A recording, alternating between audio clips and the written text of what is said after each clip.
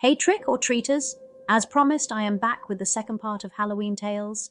I hope you enjoyed watching the first part, and if you haven't yet, please do. So brace yourself as we take a look into the real-life horrors that happened in All Hallows Eve. In 1981, Sister Tadia Benz was brutally raped and murdered in an Amarillo convent. Johnny Frank Garrett, a neighbor, was convicted and sentenced to death for the crime.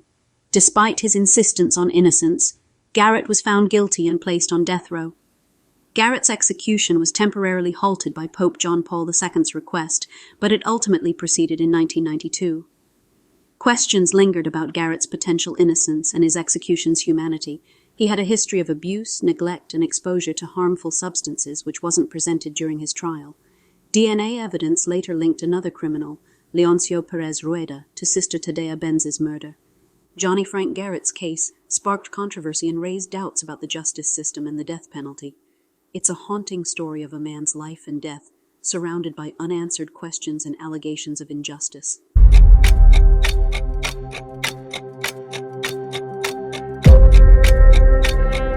Here's an example of Halloween egging, a harmless prank turning deadly in 1998. Carl Jackson, a 21-year-old Bronx resident, and his girlfriend went to pick up her son from a party when teenagers pelted their car with eggs. While the eggs probably cost the boys a few dollars, it cost Jackson his life. Jackson was a quiet young man, the son of a nurse and a postal worker, and worked as a data entry clerk at Morgan Stanley. Normally cautious on Halloween, Jackson couldn't ignore the provocation and confronted the pranksters, only to be fatally shot in the head by one of them. 17-year-old Curtis Sterling was charged with second-degree murder and criminal possession of a weapon. He is serving a 20-year sentence. Curtis receives a card in the mail every Halloween that reads, "I'm glad you're still there," from Jackson's mother. Anyone still Halloween egging needs to stop, seriously.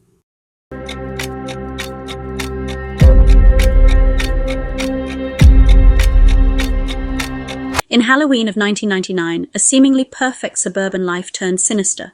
Mabel Greinader, known as May, was brutally killed during a morning walk with her husband Durk, a respected doctor. Suspicion fell on Durk, who maintained his innocence. May and Durk lived an idyllic life in Wellesley, Massachusetts, with 2 daughters and a son pursuing dreams. But a horrifying 911 call revealed a gruesome crime scene near Morse's Pond. With May suffering severe injuries, suspicion deepened as police found incriminating evidence at the scene and uncovered Durk's secret life of infidelity and explicit web visits. The prosecution argued that Durk killed his wife to hide his affairs, pointing to DNA evidence and blood spatter patterns. Despite Durk's defense and questioning of expert testimony, he was found guilty of first-degree murder in 2001 and sentenced to life in prison without parole. Durk maintains his innocence and works on prison reform, but his appeal for parole was denied. A Halloween tragedy continues to shroud itself in mystery. Halloween, the time when parents turn into candy inspectors, meticulously scanning every treat for hidden dangers like needles and razor blades. But are these fears real or just spooky tales? Well, let's debunk the myth with a little fact-checking. According to How Stuff Works, the only verified incident of a child being harmed by stranger-tampered Halloween candy occurred in 2000. A man named James Joseph Smith from Minneapolis was dishing out candy bars with needles tucked inside. He faced legal consequences for this creepy act, but even then, only one brave 14-year-old bit into one of those tainted treats, got pricked by a needle, and luckily wasn't seriously hurt. So, while it's always a good idea to exercise caution, it seems like the majority of your Halloween loot is more likely to give you a sugar rush than a scare. Happy trick-or-treating!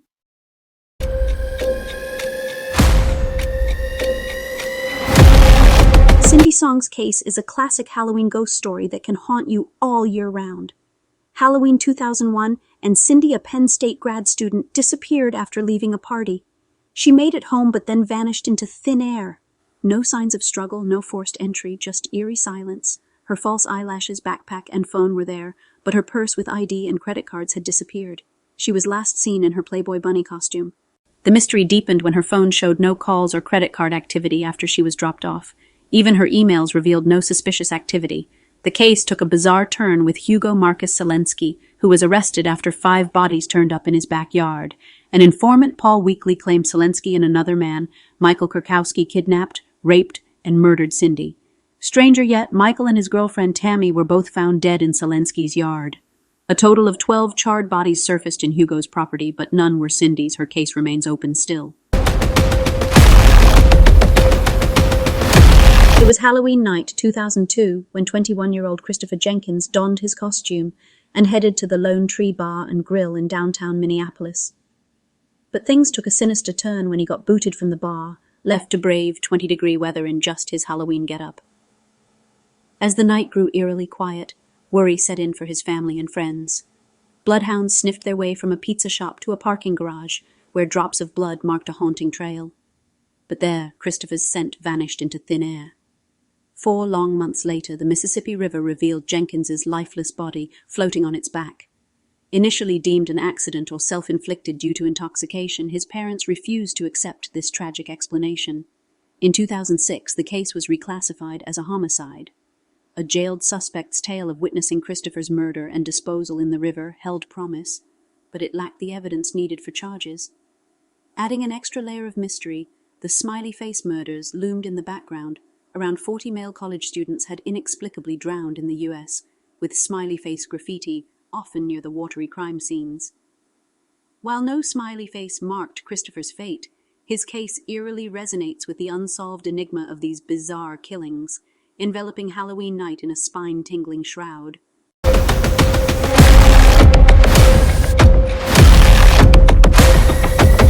In 2004, Lauren Mianza, a volleyball coach at a community college, and Adrienne Insogna, a civil engineer in Napa Sanitation District, had moved into a house in the quaint suburban neighborhood on Dorset Street in Napa together. They held a small housewarming party, and the guest list included a good friend of Adrienne, Lily Prodom, and her fiancé, Eric Coppel. Later in June, Leslie Mazzara, a former beauty queen from the South, joined Lauren and Adrienne. On Halloween night in 2004, this seemingly idyllic house share turned into a bloody crime scene. In the dead of night, Lauren was jolted awake by the sound of breaking glass and a blood-curdling, terrified scream. Terrified and bewildered, she fled the house, only to return later, discovering a gruesome scene with Leslie and Adrienne lifeless. As the investigation unfolded, FBI agents unearthed cigarette butts near the crime scene, matching the blood evidence inside the house. Strangely, no DNA database held any answers. Law enforcement tirelessly interviewed nearly 1,000 individuals, with Lily among them. Suspicion honed in on Eric, who dodged authorities. Almost a year later, when the cops revealed the finding of the Turkish gold cigarettes at the crime scene, a variation of Camels, that had only been on the market for a very short period of time and were unusual, Eric believed he was about to be caught, so he surrendered and confessed to the killings. In January 2007, Eric Coppel received a life sentence as part of a plea deal that excluded the death penalty, agreed upon by Coppel, the district attorney, and the victims' families. Eric and Lily were married in February of 2005, only 3 months after the murder of Adrienne and Leslie. And Adrienne's mother, Arlene, read scriptures to the newlyweds at the ceremony. This quote from Arlene gives a chilling insight into Eric, who thought he got away with it.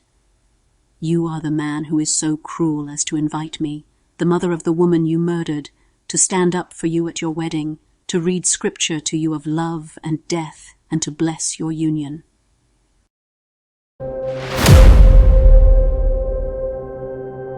Nicole Marie Hutchings disappeared after attending a Halloween party in 2004, leaving her family with many unanswered questions.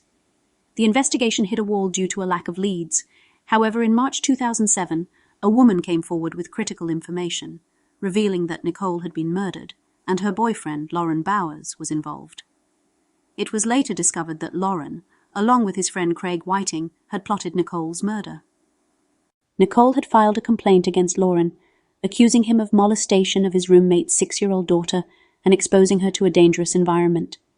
To carry out the murder, they lured Nicole to a fake Halloween party, drugged her, and transported her to a remote location where they brutally beat her and buried her in a shallow grave. Lauren had threatened party attendees into silence. When his girlfriend came forward, she cooperated with the police, leading them to Nicole's grave. In December 2007, Lauren pleaded guilty to 2 counts of aggravated murder and was sentenced to life in prison without parole. Craig, who was around 27 years old at the time, also pleaded guilty to aggravated murder in February 2008 and received a life sentence. The case was finally solved, but it left a chilling tale of deception and violence. In a bizarre and tragic real-life tale, a costumed Halloween night out turns deadly. A group of revelers, including a cowboy, a clown, a lion, and a hockey fan, chartered a bus for a night of bar hopping in North Dakota. Among them was Joel Lovan, a 38-year-old hockey fan in a green jersey, and his fiancée Heather. Joel's kindness and sense of responsibility led him to step outside to check on someone left behind on a party bus. Within minutes, he was brutally assaulted, sustaining fatal injuries. The investigation was complicated by the holiday disguises, and police scrambled to gather evidence from the intoxicated partygoers, eventually finding a piece of yellow cloth with a speck of blood. Suspicion initially fell on a clown and a cowboy, but their involvement was ruled out. They also discovered that a vicious fistfight had erupted earlier, but it didn't involve Joel directly. The conflict had been between a hunter and a lion, which led to the lion being kicked off the bus. Suspicion fell on this individual, as he had spoken to a man in a green jersey before the bus left. Travis Stay, a 23-year-old, admitted to being the lion and claimed he had fought with the hunter, and Joel had tried to help. Travis disposed of his bloodied costume and shoes, believing he was innocent. However, forensic analysis revealed Joel's blood on Travis's belongings, leading to his arrest for murder. He stood trial in 2008, but was acquitted due to a lack of concrete physical evidence and expert testimonies, suggesting he couldn't have physically overpowered Joel. The case remains unsolved, leaving many questions about the tragic Halloween night in Grand Forks.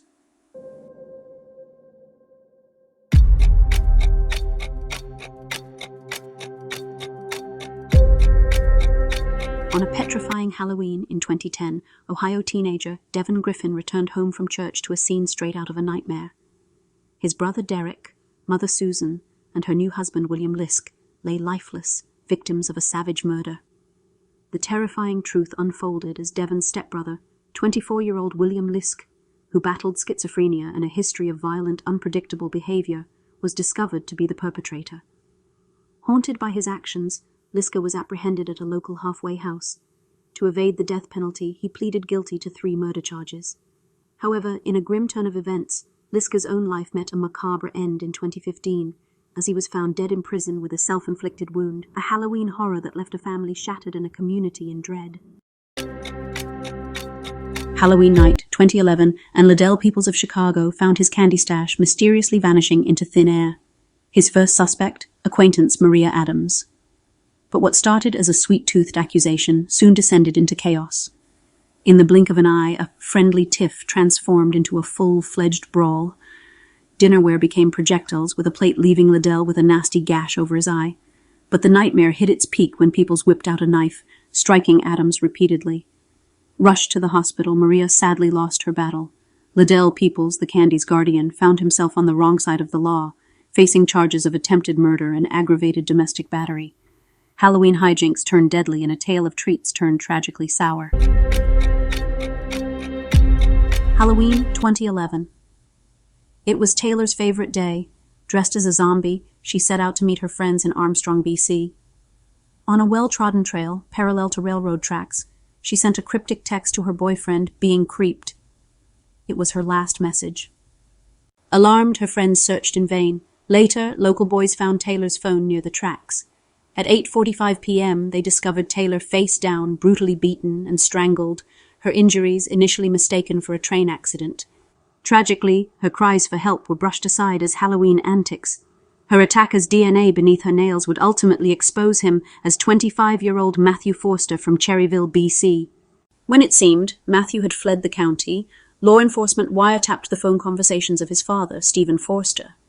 Over several months, they eavesdropped on Stephen aiding his son's escape from justice by procuring counterfeit identification.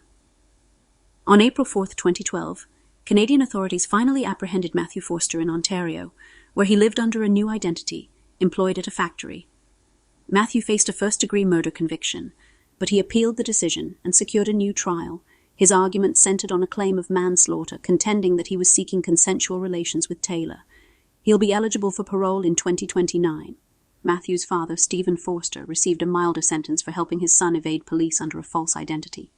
In Taylor's memory, her mother and twin sister transformed the trail she last walked into the Taylor Jade Van Diest Memorial Trail, a serene place adorned with flowers, a bench, and an angel statue.